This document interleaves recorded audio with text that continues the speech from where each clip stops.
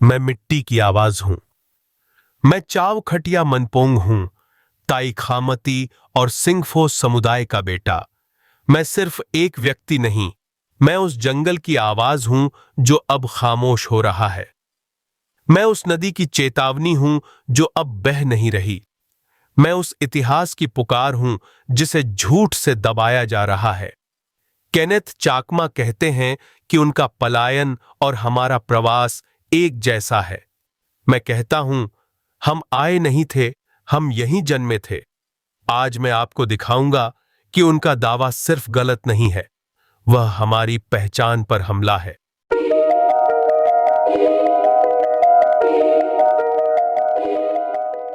अध्याय 1।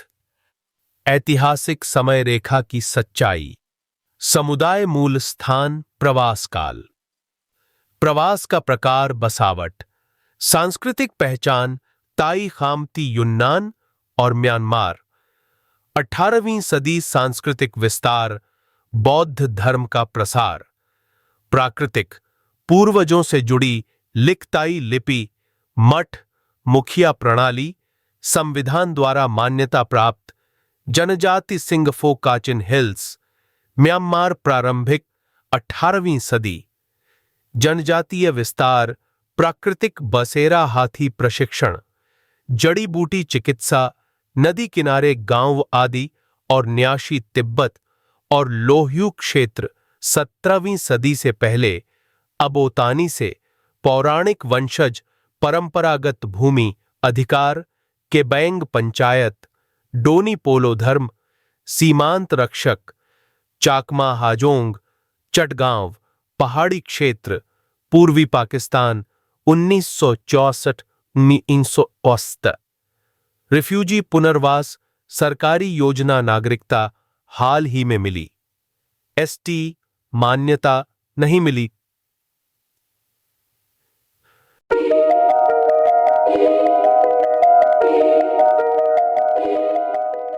सरकारी नौकरी से कोई मूल निवासी नहीं बनता। 1960 के दशक में चाकमा अधिकारी एनईएफए में नियुक्त हुए थे, लेकिन वे प्रशासनिक कार्यकर्ता थे, सांस्कृतिक प्रतिनिधि नहीं। एनईएफए में उस समय कोई चुनी हुई सरकार नहीं थी। यह दावा करना कि अधिकारी होना मूल निवासी होना इतिहास का अपमान है।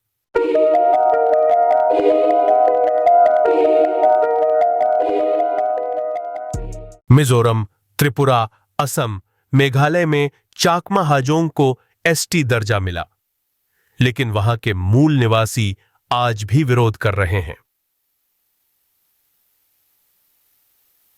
त्रिपुरा आदिवासी अब 30% से भी कम हैं। चाकमा जनसंख्या ने राजनीतिक संतुलन बदल दिया। मिजोरम सीएडीसी बना, लेकिन वाईएमए और मिजो समुदाय ने संस्कृति पर हमले का आरोप लगाया। मेघालय गारो हिल्स में हाजोंग बसे, लेकिन गारो समुदाय उन्हें स्वीकार नहीं करता।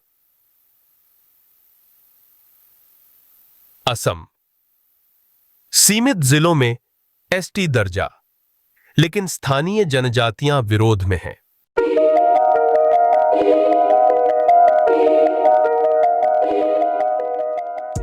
अवैध चाकमा हाजोंग प्रवासियों द्वारा असम, त्रिपुरा, मिजोरम और मेघालय से अरुणाचल में घुसपैठ का सबसे चिंताजनक तरीका है पुनर्वासित आबादी में विवाह के द्वारा आत्मसात।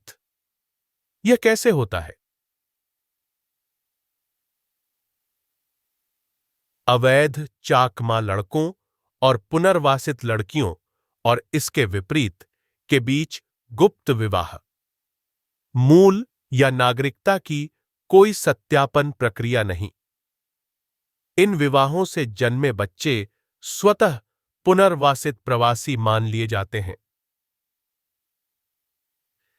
2011 के बाद से कोई जनगणना नहीं हुई, जिससे कानूनी और गैर कानूनी निवासियों में अंतर कर पाना असंभव है।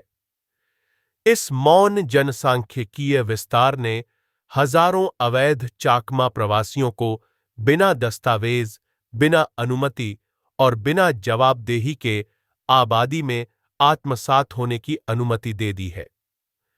सबसे मौन जनसांख्यिकीय विस्तार किसी सरकारी नीति के जरिए नहीं, बल्कि गुप्त विवाहों के जरिए हुआ है।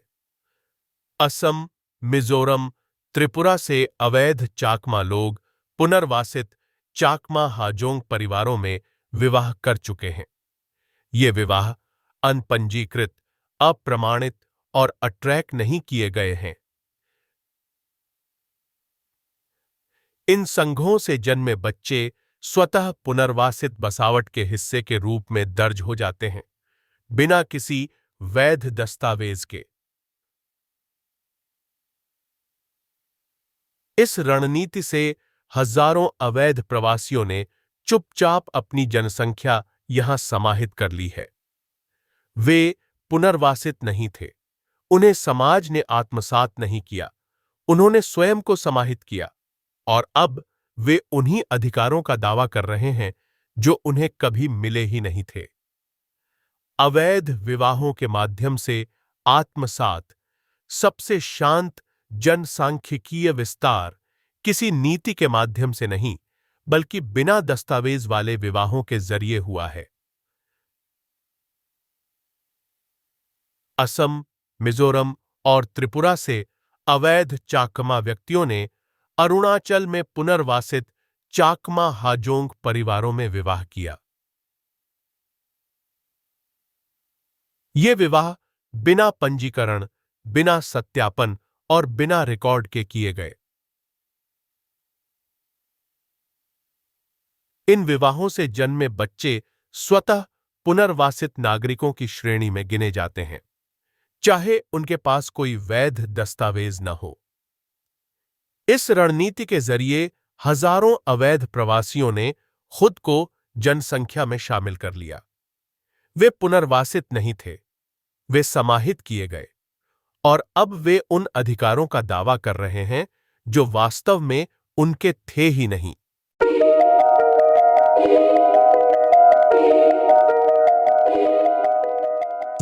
जहां चाकमा हाजोंग बसे, वहां जंगल खत्म हो गया। चांगलांग, नामसाई, पापुम पारे में जंगलों का सफाया। वन्य जीव विलुप्त, पारंपरिक चरागाह और पवित्र वन नष्ट।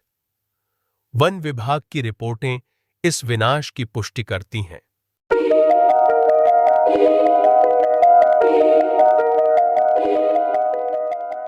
दिल्ली और बेंगलुरु से एक नेटवर्क चलाया जा रहा है जिसमें चाकमा हाजोंग को पीड़ित और अरुणाचली को अत्याचारी दिखाया जाता है। इमोशनल डॉक्यूमेंट्री, सोशल मीडिया अभियान, राष्ट्रीय मीडिया में प्रचार। मुख्य उद्देश्य: भारत के लोगों को भावनात्मक रूप से प्रभावित करना और स्थानीय जनजातियों को बदनाम करना।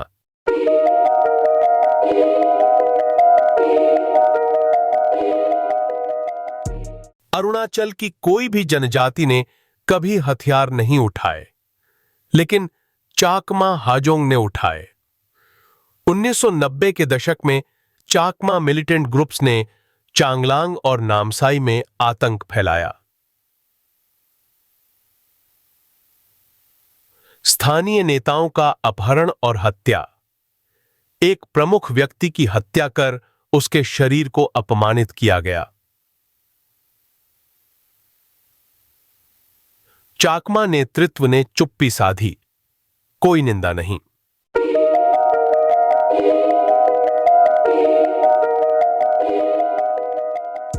गुवाहाटी उच्च न्यायालय का निर्णय उन शरणार्थियों को ILP इनर लाइन परमिट से छूट देता था जिन्हें राज्य विहीन और पुनर्वासित माना गया।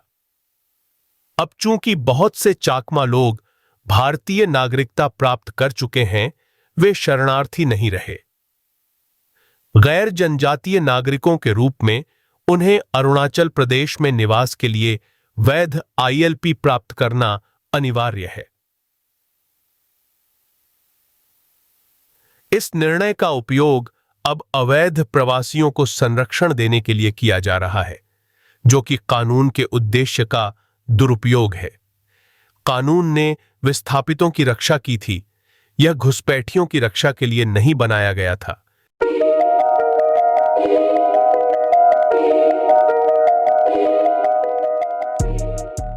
मैं चाव कतिया मनपोंग हूं, अरुणाचल प्रदेश की अका, मिजी, लिसु और नोक्टे वांचो जनजातियों का बेटा, और मैं इस देश भारत की आत्मा से बोल रहा हूं। आज जब आप यह डॉक्यूमेंट्री सुन रहे हैं, मैं आपसे सिर्फ तर्क नहीं मांग रहा, मैं आपसे न्याय मांग रहा हूं। जो सच चाकमा हाजोंग पक्ष से परोसा जा रहा है वह अधूरा है, उसमें छुपाव है, उसमें चालाकी है। हम भारत के आदिवासी नागरिक न तो आक्रोशित हैं न आक्रामक हैं। हम बस अब खामोश नहीं रह सकते, क्योंकि हमारे पास वह मंच नहीं है जो उनके पास है। हमने कभी यह मंच मांगा ही नहीं, क्योंकि हमें विश्वास था कि हम सही हैं, हमें न्याय मिलेगा। पर हम यह भूल गए कि कभी कभी तर्क से नहीं, आवाज से इतिहास लिखा जाता है। और आज हालात ऐसे हैं कि वह शरणार्थी जिसे हमने घर दिया अब चाबी मांग रहा है। और अगर हमने आज मौन रहना जारी रखा तो हमारे मासूम बच्चे, जो अब भी खेलने में व्यस्त हैं, जो अपने जंगलों की खुशबू में जी रहे हैं, कल किसी और जमीन पर शरणार्थी कहलाएंगे।